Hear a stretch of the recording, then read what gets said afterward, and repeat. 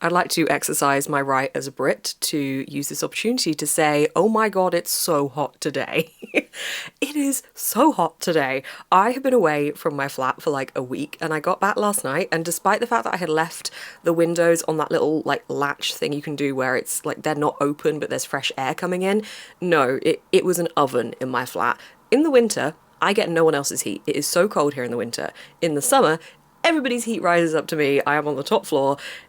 It's so hot. It's so hot. So if I suddenly just turn into a puddle in the middle of filming this video, you know why. Just fair warning. I do love this time of year. I love summer. I love the sun. I love the warmer weather. I just don't love how stuffy it gets in my flat. We are now entering into summer, which means we are halfway through the year, which means it is time for a halfway through the year reading wrap up. A look back at the books that I have read so far this year, some of the stats, and just generally what I've been enjoying reading, and my reading life of the year of 2025, halfway through so far. That wasn't good sentence structure. We're looking at the books that I read this year so far. Boom. We're going to be going through a book for each month. I was thinking about how to do this, and I think I kind of recently spoke about books I'd rated 5 stars and things, or like books I'd enjoyed this year, so I didn't want to talk about exactly the same books, although there are going to be some crossovers, but I thought what I would instead do is pick out a book for every month that like was my standout book of that month, my favourite book of the month, and talk about those ones, and then also look at my reading stats, which I haven't looked at yet, so I'm interested to see what they're going to be like, but I wanted to show you on camera and look at them for the first time as well, because I just haven't been looking at any of that stuff at the moment. I've definitely read a lot less this year than any previous year, and life has definitely felt a little bit different this year, but I'm intrigued to see what it all looks like. So let's dive in to start with the books that I'm going to pick out, like one book for each month that I have enjoyed the most in each month. For January, it's probably no surprise that it's The Dark Mirror by Samantha Shannon. This is book 5. Every time I talk about this book, I'm like, is it book 5? I think it's book 5. We'll go book 5. Book 5 in the Bone Season series, so I'm not going to go into the details of what specifically happens in this book, but this is such a great moment in this series. It's got such a build-up from the other books to this big epic moment that's happening, and there's so much action. There's some travel elements, there's some great character development and great character interactions and relationships within this book. I had such a fun time with this. I was honestly considering DNFing this series, not through lack of enjoyment of the series, but I just wasn't sure if I wanted to commit to keep going with it, and I'm so glad that I did. I'm so glad that I did. So I read this one in January because I had an arc very kindly sent through to me by the publishers, and oh my gosh, I absolutely adored it. It was my first 5-star read of the year, and I just was absolutely hooked. Sometimes when I read a book, I'm like, oh, this reminds me of when I discovered specific books as a teenager, like when I was reading The Hunger Games and things like that, when you just found something that you were so addicted to. And I don't know why, but that seems to happen a lot less for me as an adult, despite the fact that I read a lot more. Well, do I?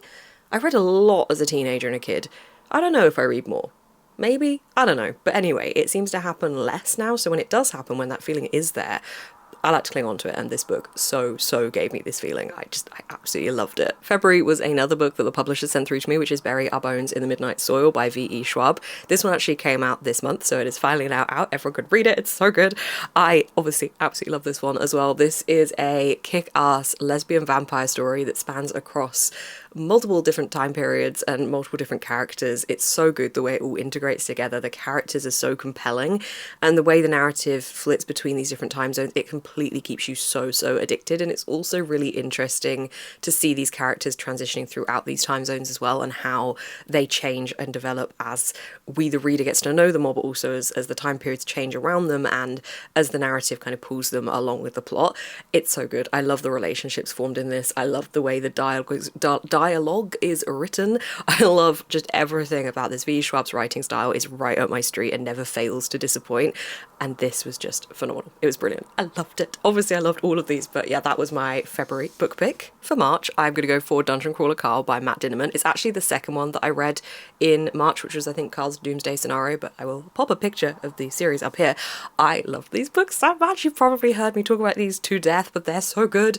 They are lit RPG in which the whole world basically is squashed, and if you weren't under a roof or a surface or something, you survive and you get given the chance to go down to the dungeon where you must fight in this series of like levels and games to survive. It's basically like a huge RPG game, and Carl and Princess Donut, his cat, are thrown down into the dungeons, and the series is about their progression through the levels of the dungeon and leveling up and meeting everyone else that's also been thrown into this dungeon world and getting involved in like the whole reality TV show side of it as well. It's such a fun series. I'm only 2 books in. I am so excited to keep going with it. I know it's just going to keep woeing me. It's just entertaining and so captivating. I have been reading these like digitally on my Kindle, but I know that the audiobooks are apparently meant to be absolutely fantastic and really immersive as well, so maybe check those out if you are interested. But oh my gosh, if you haven't checked this series out yet and you are a fantasy fan, especially an RPG fantasy fan with games and things as well, you are going to love this series. You're probably sick of hearing about it from me by now, but oh my gosh, I love it so much. For April, we have got Deep Cuts by Holly Brickley. This book, again, you're probably sick of me hearing about, so I'll skirt over the main key points, but this is following a main character who, her and her friend enter into the music world in a way. He is a songwriter and a musician, and she's kind of helping to produce his music, and it's about that relationship, the complexity of that relationship. It's also about a love, a friendship love, and a romantic love, and a love and passion for music. It's set in the early noughties and goes throughout a good couple of years, so you get that nostalgic vibe to it as well, and all the passion for music is so good. I have deep regrets that I didn't start writing down every single song that is mentioned in this book as I was reading it, because I now want to go back and highlight it and have every single song mentioned in one comprehensive list. I keep saying I mean to do that, and I will at some point do it, because it's just so good. I kept stopping to listen to the music recommendations that it was talking about, so it took me a while to read because of how often I was just stopping to really immerse myself in not only the book side of it, but also the reading, the music side of it, which I think is brilliant when a book can make you feel like that. And when anything has a passion like this in it, it just makes me feel even more passionate, not only about what I'm reading, but also about what they're talking about in the pages of the book. And I just love this one so much. I believe this is a debut novel from Holly Brickley. And if you are like a Coco Malors fan or a fan of any books about music, Daisy Jones and the Six kind of vibes, I think you will enjoy this, because it just has that absolute beautiful passion for music, and the writing is just perfect. I obviously absolutely love this one. For May, I have gone for I Bet You'd Look Good in a Coffin by Katie Brent. I am still thinking about the audiobook for this one because it was just such a fun audiobook. This is the second book in a series following our main character, who she's a kind of an anti-hero protagonist who has taken it upon herself to become a serial killer to rid the world of bad men. And we're following her in the second book as we lead on from how the first book ended. So I'm not going to go into the details of the second book because I don't want to spoil the first one. But the way the narrative follows this character, and, you know, the fact that she is this anti-hero, but we are rooting for her as well. It's a really fun book series, but it also is a really important one because it talks about so many injustices faced at the hands of these awful men. And it really does, at the same time as being quite comical in places and balancing things really well with a humour and a darker side to it, it does have really interesting and vital conversations about various different ways that women have been affected by these men. And it's really important in that sense. And I just think it does those things so carefully. And it's written in such a compelling way, but just balances these topics really, really well. I love this. I love the audiobook so much, and I just desperately want more from this author. And finally, one of my new favourite books of all time, as is Deep Cuts by Holly Brickley as well, actually, both books about music. Can you notice a theme here? Is Utopia Avenue by David Mitchell. Oh my gosh.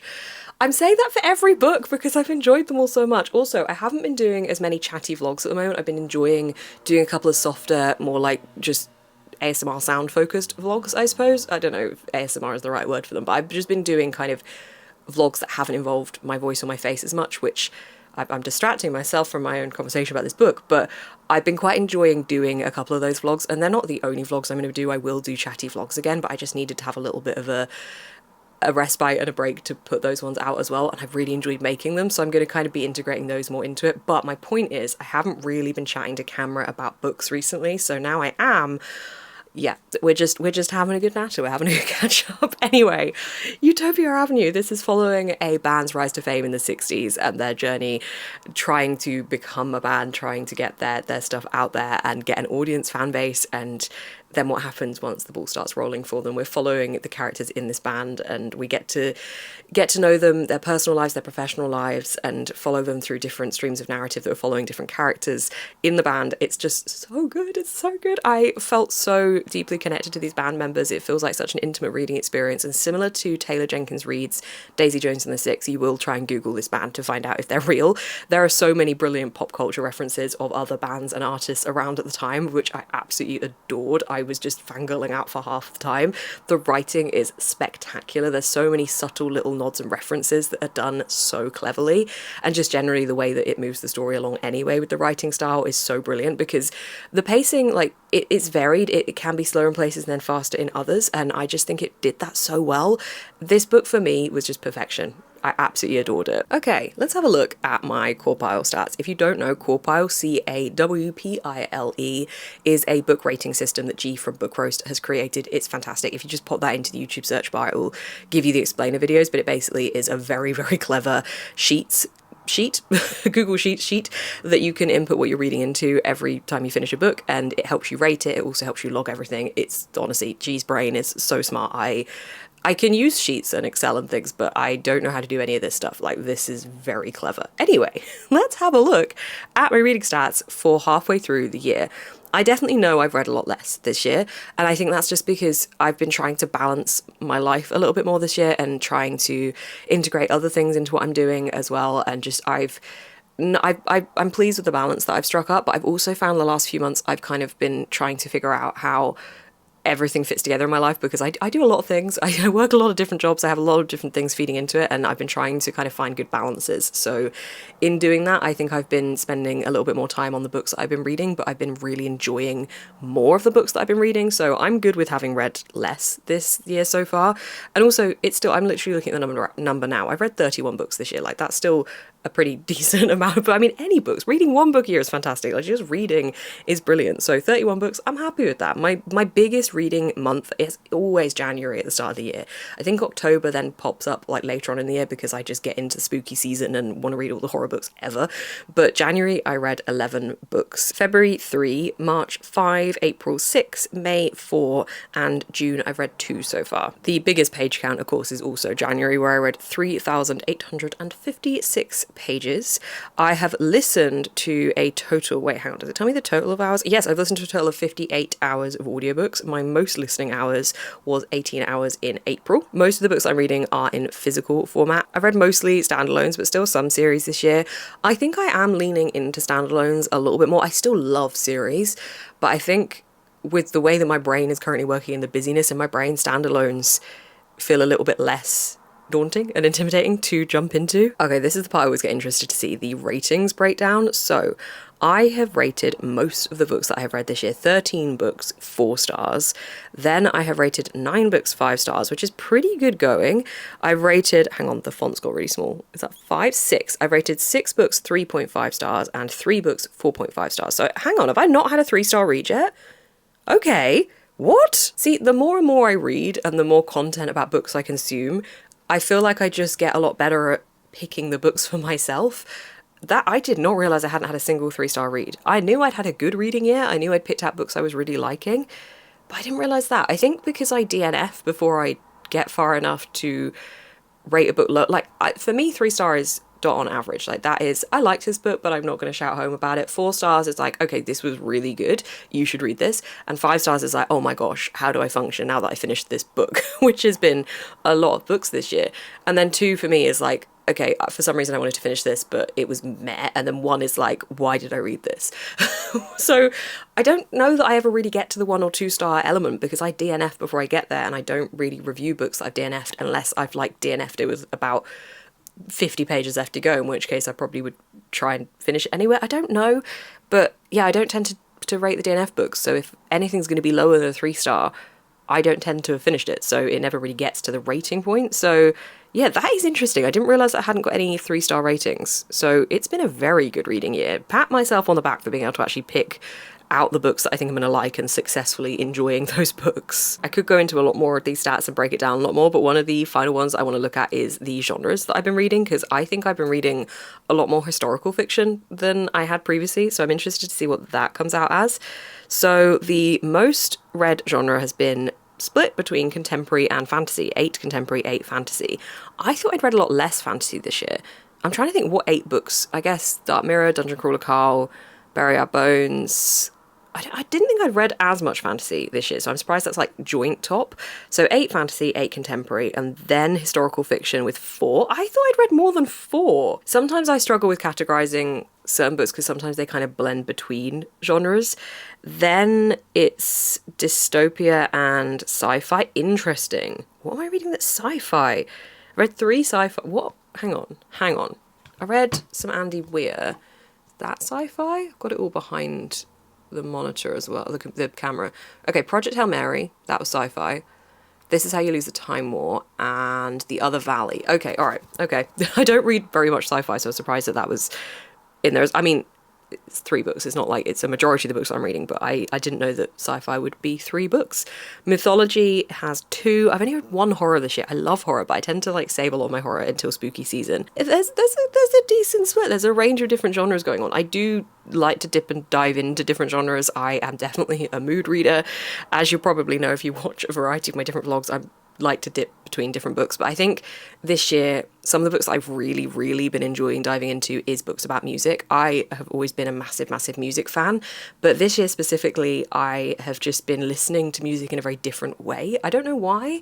I feel like maybe because I've felt a little bit busier in my brain and a little bit more conflicted with things this year, music has offered me a little bit more of a break from that and an escape, and it's just something I can instantly do and don't really have to think too much about and don't have to worry about, and it just makes me feel better and like I have got that form of escapism in the way that books also do.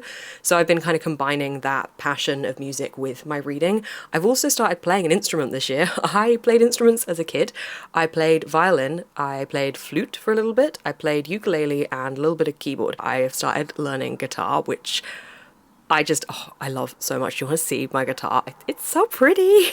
I've called her Daisy Jones. Sorry, the mic is over there. Hopefully you can still hear her okay. I've called her Daisy Jones. Oh my gosh, she's so pretty. Look at the little wave and the colours. Oh, and I don't know if you can see like the kind of shell there, the detailing. Oh my gosh, I love her so much. I have been learning for, hang on, I can pick the mic back up now. I've been learning for like a month. I can do a good few chords. I've got switching between chords down as well for the chords that I've learned, and I have started to learn some more basic songs. But I'm having such a good time with it. Such a good time with it. I know this is like a reading catch up, but I also thought I'd just chat about some of the trips that I've taken this year, because I keep forgetting that I did at the start of the year. I went to Amsterdam and also to Bruges and then to Dunkirk as well. So did a little road trip, drove over to Amsterdam with my friend. That was really good fun. That was a bit of a spontaneous trip, had such a good time. And then I did a road trip around the Balkans. There are vlogs for both of these, so if you would like to check them out, they're linked above. The Balkans road trip was amazing as well. So being able to do both of those things at the start of the year was so cool. And next month in July I am turning 30 and I am going on another trip for my 30th birthday. I'm going to Ireland, which is somewhere I've never been. It's so silly because it's so close and I'm so excited to go. It's somewhere I've always wanted to go, and I think going in July it's just going to be so beautiful. I mean, going at any time of year it's going to be stunning, but I'm so excited. So that's another road trip. My friend and I really enjoy taking road trips, and we can take his car over there, which is a convertible, which is going to be so fun in the summer in this beautiful scenery. This beautiful scenery.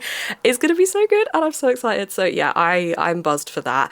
Life is a bit weird at the moment. There's some things changing around in my life, and it's stuff that I will be able to talk about properly at a later date in content, I think, but it's just weird at the moment. So I'm just trying to find some stability and some normalcy. This has been a very good year. I feel like I've had a really good time so far. It's just been also a year mixed with a lot of other different things. I did a video last month or the month before where I tried to half my screen time. I think it was last month, and that honestly, that's been pretty life-changing for me. I since doing that have really highly considered how I use my phone and social media, and I think that that's changed how I think about my content in a way as well, and how I balance it a lot more, because I've been doing this for nearly 10 years and I've been creating so much of my life in my content, and I love that because I love having a record of things. I love creating art through what I'm doing and things. I love taking photos, I love making videos. It's something that's always been a passion of mine since I was a child. But I think it's also balancing that with having moments that aren't documented or don't have to be documented, and I'm trying to balance that a lot. And doing that video, doing that challenge where I was reducing my phone screen time kind of was a bit of a catalyst for me looking at everything else in my life. So yeah, that's why kind of things have felt like they're changing a bit as well. But I feel like I'm settling a bit more into things and what I want and what I want to be doing. So yeah, it's all a little bit cryptic at the moment, but I'm getting there. So anyway, I hope you guys have enjoyed this little catch up, little kind of mid-year look back. I don't really know what this video has been. I'm not really sure. Also, just as a little plug, but somewhere that I have been really finding a lot of solace at the moment and that has been a great safe space for me has been my Patreon community. I always love it so much. We have a Discord where we're always nattering away and it just feels like such a safe space, and I appreciate that so much that there's so many lovely people in there. But we also do weekly live shows. We do readathons. We actually have a readathon coming up this weekend. If you are watching this on Saturday, we are doing a readathon right now on the day this video comes out. We are live all day, so the time this video comes out, we'll probably have just started going live. So if you want to join, that is available to all tiers. There is a link down below. It's not too late to join it if you are literally watching this Saturday morning. We have got a whole day of live shows ahead, but also I do weekly live shows anyway, so if you ever want to join those, it's just such a nice space. And I think where I have felt this weird uncertainty and this turmoil going on with a couple of different things, it's just been a really great space for me to be able to just just be. Okay, I'm gonna stop nattering now. Do you know what? It's holding this microphone. I have this mic that sits on top of my camera, and then I have this one. This is the general one I use because it's just easier, it's just plugged in, but I don't know why, I just feel better talking to this one. I feel like having something in my hand makes me talk better. I don't know why. I have no idea, but it's kind of fun as well. I don't know. Anyway, I'm gonna go melt into a puddle now. And just sit by an open window with a fan on, because yeah, I've got spotlights on me right now. Spotlights, that's very dramatic. I have studio lights on me right now lighting me up for this video. And do you know what? I don't even think I've needed them on. Is it going to make any difference if I turn them off? Hang on. It's kind of warm sat here, basically, is what I'm saying. Oh yeah, it does kind of make... Okay, that validates it. That validates my decision. Anyway, I'm gonna shut up. This is what happens when I don't talk to you guys for a little bit. I get too chatty. I hope you've enjoyed this video. Thank you so much for watching. If you do fancy joining my Patreon community where I chat a lot like this on our live shows, there is a link down below. Thank you so much for supporting my content. I will see you in the next one.